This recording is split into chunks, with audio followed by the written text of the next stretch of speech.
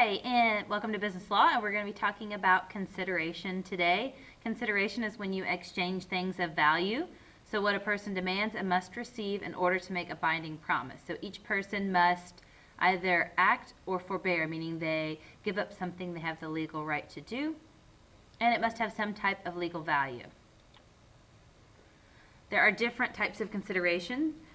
Some, however, are not legally enforceable and some are. The first one is a gift. You can promise to make a gift, but this is generally not enforceable because both parties did not receive something of value.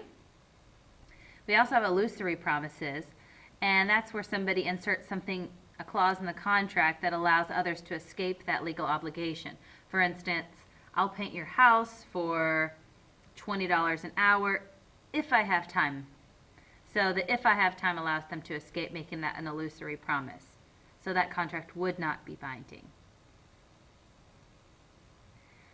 An existing duty or a pre-existing duty means you're promising to do something that you've already been obligated to do. For instance, if a police officer promised to patrol your neighborhood if you gave him an extra $100 a week, well, he's already obligated to patrol your neighborhood. So that contract would not be legally enforceable.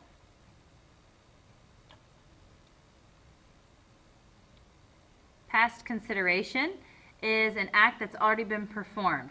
So that act cannot serve as consideration. So contracts are for future acts. So if you painted the house last week, you can't use that in a future contract as your consideration. We also have promises to charitable organizations.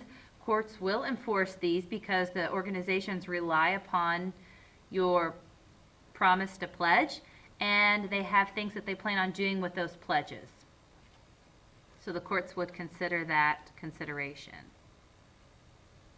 And the last one is promissory estoppel. Although promises themselves aren't enforceable, some promises are enforceable because you might promise something, and if somebody relies upon that promise and acts upon it, and they suffer a substantial economic loss, the courts think that that is unfair and they will enforce that. An example might be if you promise to send somebody through college. If they made A's every single year, you would pay their college tuition, and they make it through college with all A's, and you decide not to pay their tuition.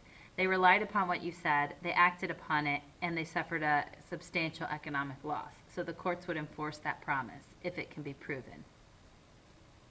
Reminder, consideration is when you exchange things of value. Both people are going to have a benefit and a detriment. So they're going to benefit by receiving something, and they're going to be giving something up. That's the detriment.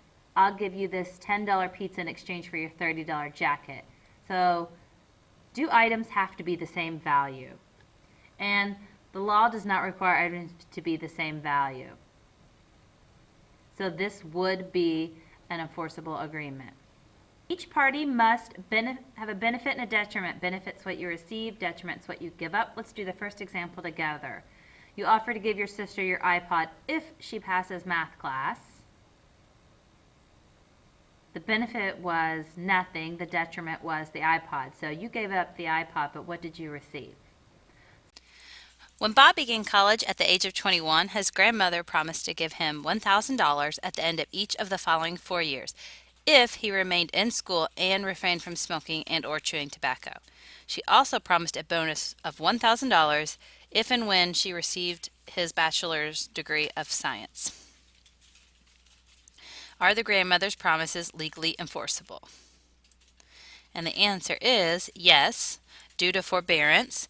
In every contract situation, there has to be a benefit and a detriment, and forbearance counts as a detriment. So he is giving up the right to do something that he is legally entitled to do. So not doing something you are legally entitled to do is considered forbearance, and that would count as a detriment.